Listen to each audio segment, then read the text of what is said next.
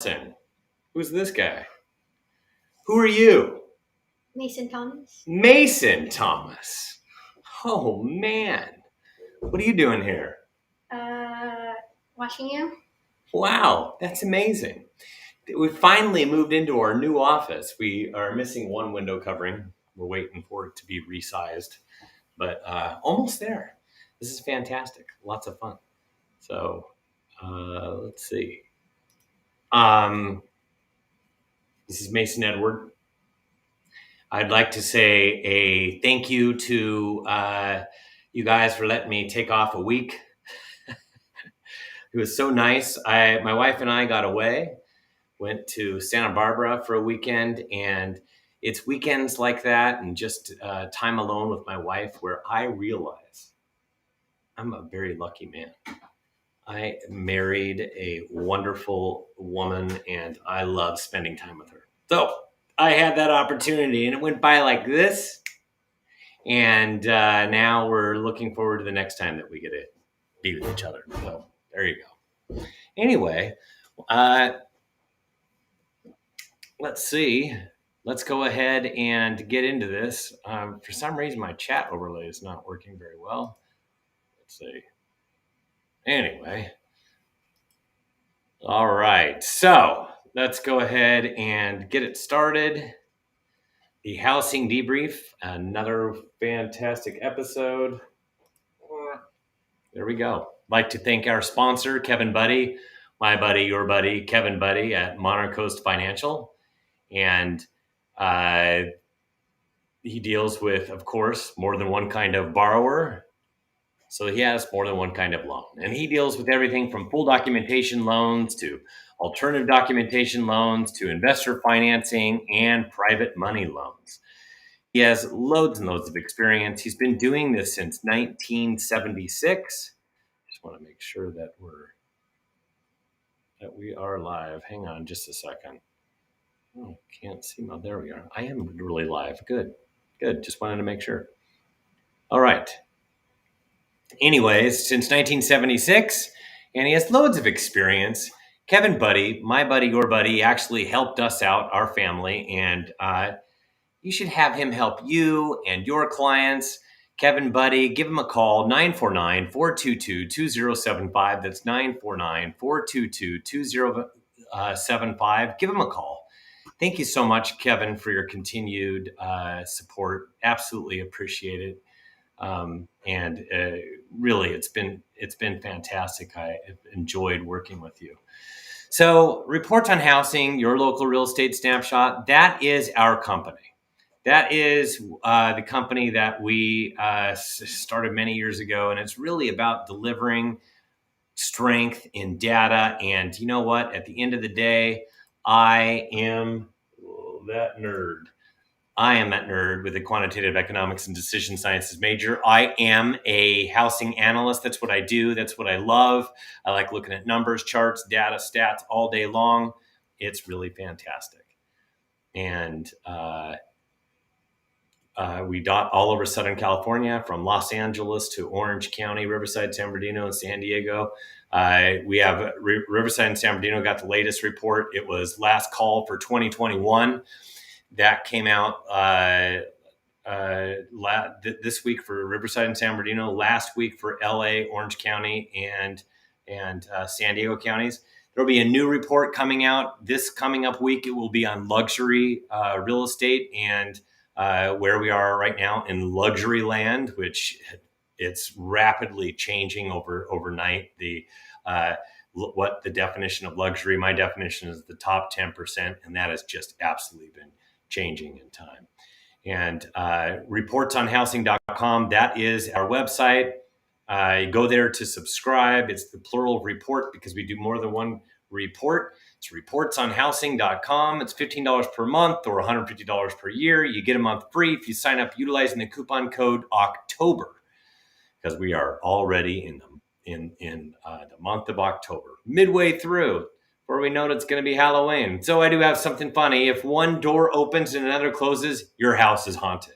Call me. I can sell it. That's somebody put that on the real estate memes. I thought that was funny. How about this one? This picture smells like cigarettes, doesn't it? It smells like cigarettes. So we have foreclosures, the foreclosure crisis. Are we really going to have this foreclosure crisis? This is a sensational headline that Steven just made up. Yeah, it's kind of a sensational headline that I made up just to get drive more people to actually listen to the truth, especially when I post this thing on YouTube. And really, at the end of the day, there are plenty of YouTubers out there that are talking about the big crash and foreclosures are coming and all that stuff. And here's the thing, it's really like they're playing pretend. They're playing pretend that they are housing analysts and understand the housing market. And they can take bits and pieces of something they've read or an article here or something there, and they formulate an opinion based upon that. But they're not trained in looking at all the details. So we can't expect them to like fly an airplane. Like this kid is pretending to fly an airplane. To really fly an airplane is daunting. I couldn't imagine climbing into the seat and trying to fly a jumbo jet, that's for sure. Way too many instruments. However, I do have an instrument panel. My cockpit looks like this. So I'm looking at everything, all the different charts, data, and stats. So when I'm talking about what's going on, I'll tell you if I see cracks or if I see a problem. The issue is I don't see that in the data. I don't see that in the numbers. So I'm that geek with that quantitative economics decision sciences major that loves to crunch the data.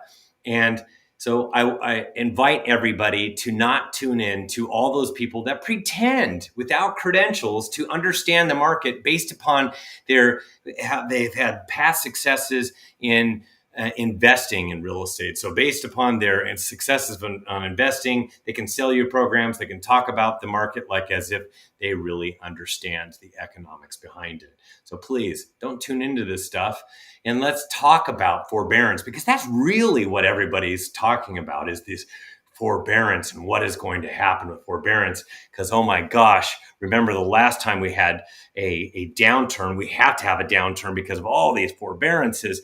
I remember what it was like during the Great Recession. That burn hurt. It was painful. So either we were burned or we knew somebody that was burned, especially people that worked in the real estate industry. There's many people that were really having a hard time with even making a one closing, or there was so many different short sales, and it was such a problem, and people got foreclosed on. Short sales abounded; they're all over the place. So we remember it's harkened to the days of the Great Recession. However, what we got to do is look at this. We have a credit bubble that was formed prior to the Great Recession, and this you can already see this is mortgage.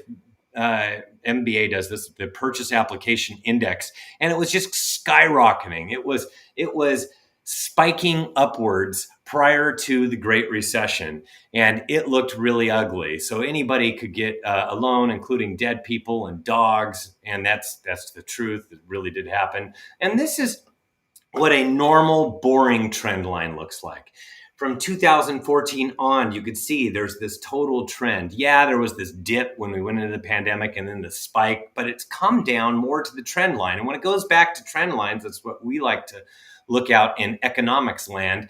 It is more of a boring kind of trend that doesn't tell you a lot. But when you do see a change in those trends, that's where you can start talking about a shift or cracks in the market, but we're just not seeing that.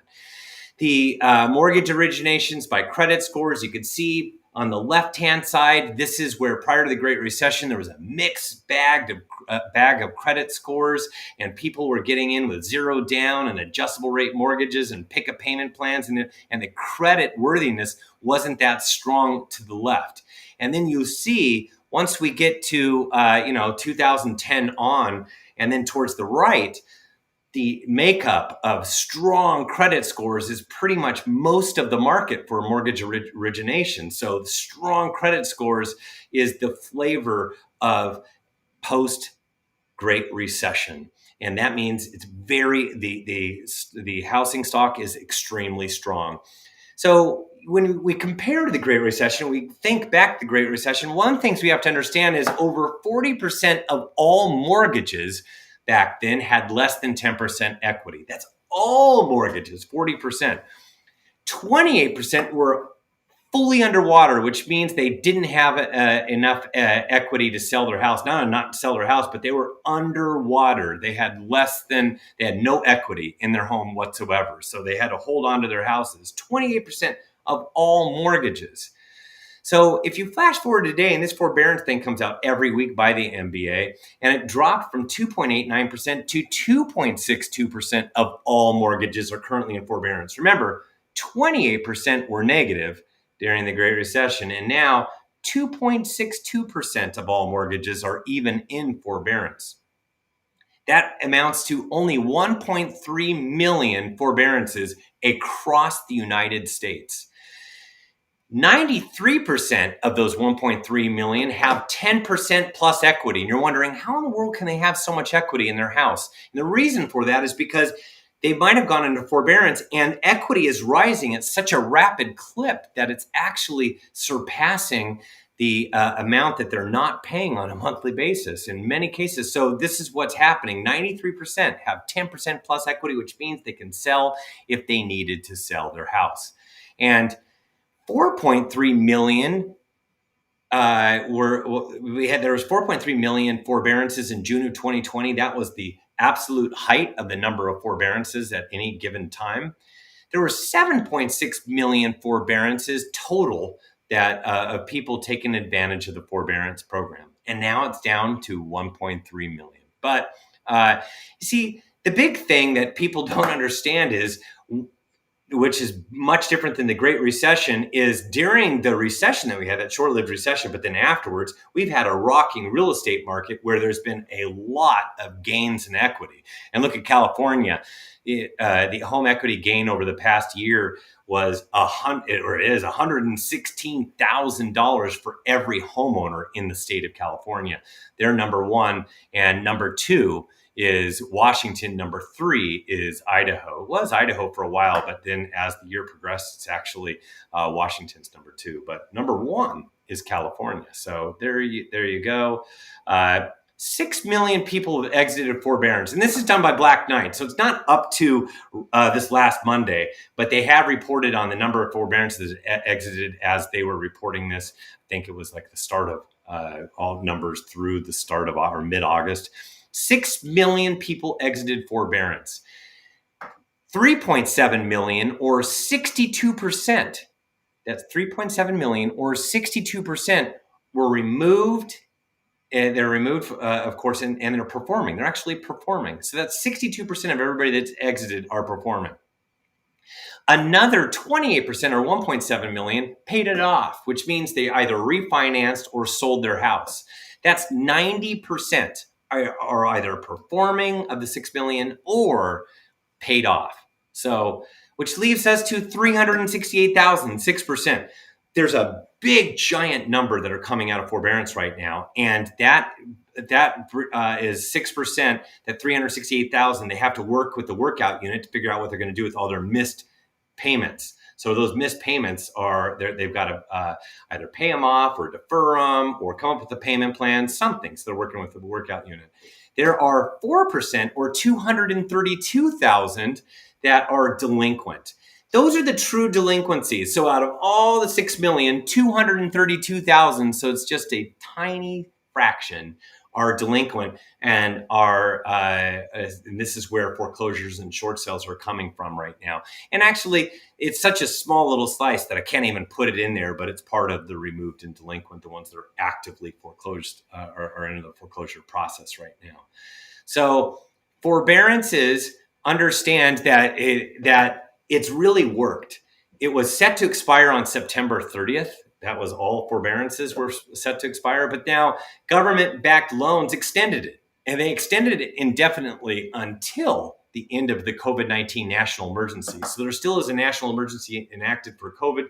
As long as that's around, as long as there's a government-backed loans like FHA, VA, and the people that typically have less down, those are the people that will get that can start a new forbearance all the way up until the government-backed loan, until the end of the COVID-19 national emergency. And I do have a couple other, so it understands that lenders are ready to help out the general public in the forbearance when they come out of it. They're not looking to foreclose on America, and they're not going to foreclose on America. There's not going to be a wave of foreclosures. That's just not going to happen. I do have another special guest over here. Guests. Check this out. I have this guest. This is my friend. What's her name?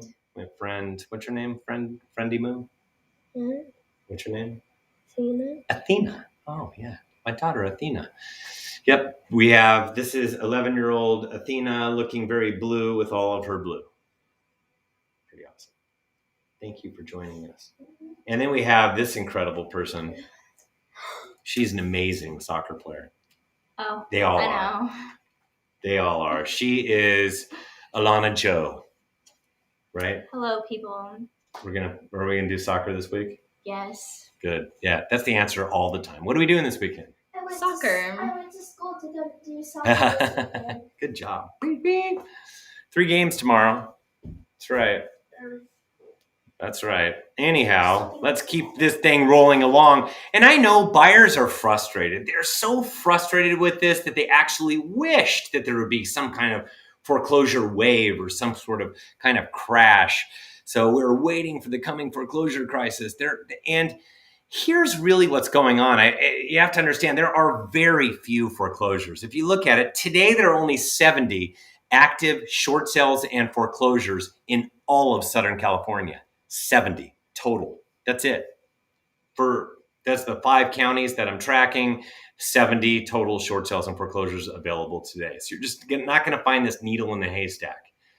And then I'm going to show you this October of 2020. So last year there was 177. 2 years ago it was 570. 3 years in October it was 621. 4 years ago, it was 734. In 2016, it was 1,318. And in April 2012, when I started doing all of Southern California, there were close to 12,000. And it was already dropping like a rock because 2012 was rocking and rolling. So if I went further, it would be a lot more foreclosures. But I only have all the data going back to 2004 in only Orange County. But you can see where we are today, nothing compared to where we were back in April 2012.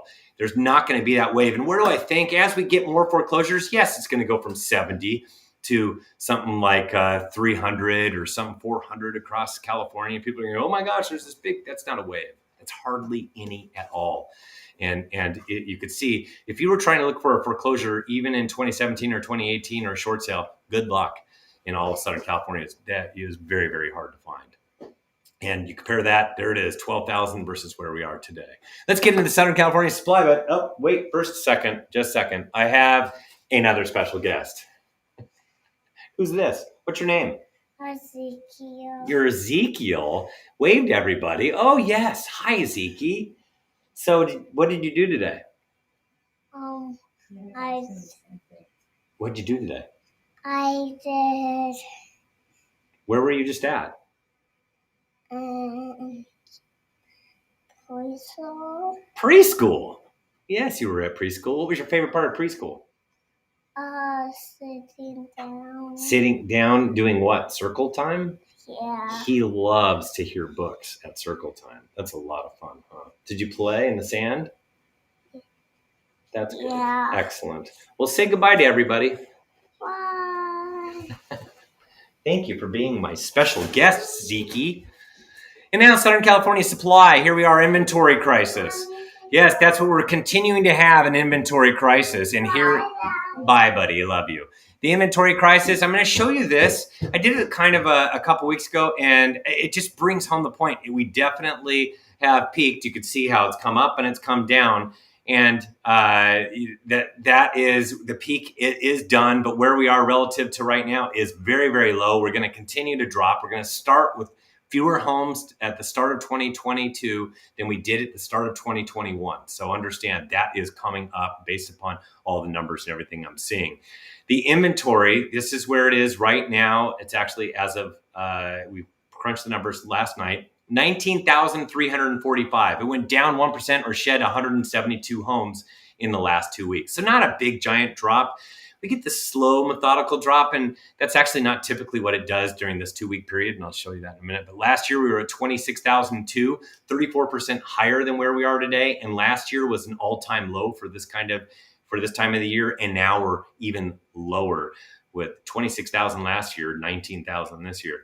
The 3-year average is 41,170. That's 113% more than where we are today, and just a lot more homes. The normally during this part of the cycle, during this mid-October period, if I look back, we actually increase slightly before we decrease in the next 2 weeks. But that's a 0.6% average over like many, many years that I looked at it. And so it typically goes up a little bit, but we actually went down in the last 2 weeks. So we're in fall. That's where the inventory and demand both slowly drop. And then we're going to move on to the holidays come mid-November, right? 1 week before Thanksgiving, that's where inventory and demand plunges. And I'll show you that in the demand thing, but you can see it here. You can see it in the inventory that we're going to go down a little bit, and then we're going to get to mid-November, and then it's going to really drop. That's what happens every year, and we're going to start next year with fewer homes than what we started this year. And then, Socal Demand, where is it at right now? Well, right now it's being juiced by these low interest rates. And as a matter of fact, the interest rates have been rising a little bit over the last few weeks. They went from the 2.87, 2.86, 2.88. They were hovering right around there to now they're at 3.05. So just about 3.1%. So there was a slight increase. And understand this slight increase, we've been remaining relatively low for such a long time. Actually, 3.05% surpasses where we were in July, which was, I think, at 3.02 or something like that. And now we're even higher at 3.05. It's the highest since April of this year. So not a lot of changes since April, as you can see. If the low was 2.86, 87, that's where it was hovering for such a long period of time. So 3.05, it's still a really good solid rate. Understand that where we are today would be a record low rate if we did not have the pandemic, because we were right around 3 3/4 prior to the pandemic. And these are record lows. Just know all of them. But I'm glad to see that we're going up. I'm very thrilled. It's fantastic. Let's see what Southern California demand looks like. This is the last 30 days worth of escrow activity. I'm blowing it up for you because each of these Himalayas is actually these different Himalayas. This is 2021. This is 2020. Then we got this area over here. This 2019. This is actually 2021. Boom, boom. So it was more like that. This is normally what they look like. And you can see 2021, the second half was really juiced, but 2020, the second half was really juiced. 2021, the whole year has been juiced. It's come up high, and it has come down only slightly. And if you look at it, it's very, very level compared to where everything else is. But I do want to show something else, and that is, even in 2020, when the market was really hot, we still plunged for the end of the year when we got to the holiday market. So expect that same plunge in demand at the end of the year, even though things are so hot. It's because part of it is buyers back off for the holidays, but so do homeowners. There aren't as many homes that come on the market. As a matter of fact, November is the 11th lowest number in, it's actually, December is the lowest number. If I stack them, rank them, May is number 1 as far as the most number of homes coming on the market. December is number 12. Number 11 is November. So we're going into a season where very few homes come on the market. And that's not, families don't like to move during this time period, and they don't like to place their homes on the market. So we just don't get a lot of juice in the inventory during that time period. So that's why it's cyclically, it comes down as part of the seasonality. But demand, this is the last 30 days worth of new escrow activity. And I take this snapshot over time, and this is where it was as of last night. 18,183 basically was pretty flat. Went up 33 pending sales, which, if you do the math, is pretty close to 0%. And last year at this time, we were at 20,418. Yes, it was 12% higher, but that's because of the 4-month delay due to COVID. You can't even compare this year to last year. Closed sales were higher last year compared to this year, but they were much higher this year compared to last year during the springtime. So 3-year average is 15,197. So even with the limited number of homes coming on the market and the limited supply that we have, we are still placing more homes on the market because The 3-year average is 16% less than where we are right now. And a normal cycle at this time is we actually get a rise of about 2.4%. So we didn't quite do that in the last 2 weeks, but we're already very elevated. So Southern California demand, where are we going to go from here? It's going to go slightly down, and then it's going to plunge at the end, very, very end of the year. So how fast is this market moving? I mean, speedy fast. Here we are today. We're at 32 days. It was flat for the last 2-week period of time. And last year we were at 38 days at the same time period, so a little bit higher than where we are today. And the 3-year average is 83 days. That's 2017 to 2019. I throw out 2020 because 2020 was a COVID year. And so if you compare it to averages, average 83 days. So we're very, very fast for this time of the year. And as you can see, if this was a speedometer, the lower the number, the hotter the market, the faster the market. That's why it looks like it's in reverse. We're in a hot seller's market. And the expected market time right now, if you look at it, this is where we are. We're going to stay below 40 days for the rest of the year. And it's just absolutely going to be crazy because we're less than 40 days. I'm going to tell you, though, LA's at a 39-day expected market time. So they're just slightly less than 40 days. But anything at 40 days or below is insane. They're going to stay there for the rest of the year. Orange County is at 24 days, actually dropped 2 days in the last 2-week period of time. Riverside is at 30 days. It increased 1 day. And San Bernardino's at 33 days, increased 1 day. And San Diego's at 25 days. It dropped 1 day in the last couple of weeks. So you can see it's still very hot throughout Southern California. This give or take a day or going up or down 2 days. I mean, that's going to happen for the rest of the year, but it's all going to float right around where they're currently at right now. So do not expect much of a change from now through the end of the year if you're a buyer, seller, if you're work in the real estate industry. And you could just see that it is a hot market, and like a locomotive, it's going to be like that for the rest of the year. We're just going to speed right through the rest of this year. It's just not going to slow down anytime soon. I just don't see it in the numbers. So if you want a copy of this presentation, you need to be a member of the of Reports on Housing, have the subscription. How do you become a subscriber? Go to reportsonhousing.com and click on subscribe. It's the plural of report, reportsonhousing.com. $15 per month or $150 per year. You get a month free if you sign up utilizing the coupon code October. And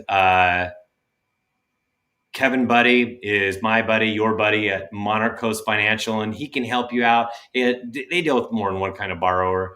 So there's more than one kind of loan, everything from full documentation loans to private money loans. And he has loads of experience. He's been doing this since 1976. So he is fantastic at what he does. You can reach out to him at Monarch Coast Financial. Kevin Buddy can help you, like even help me and help your clients. 949-422-2075. That's 949-422-2075. And that's all I have for you. I want everybody to have a fantastic weekend. If you have a question, for some reason, my chat box on, I use something called Restream. The chat box is not working properly, but whatever. That's technology for you. So I'll get it fixed and it'll be on there next week. But if you have a question, go ahead and just add it to the comments. I'll be more than happy to answer it for you. And I hope you have a fantastic weekend. We will see you on the other side, and just enjoy yourselves. Have a great finish to your day. Thank you so much for tuning in again, and enjoy.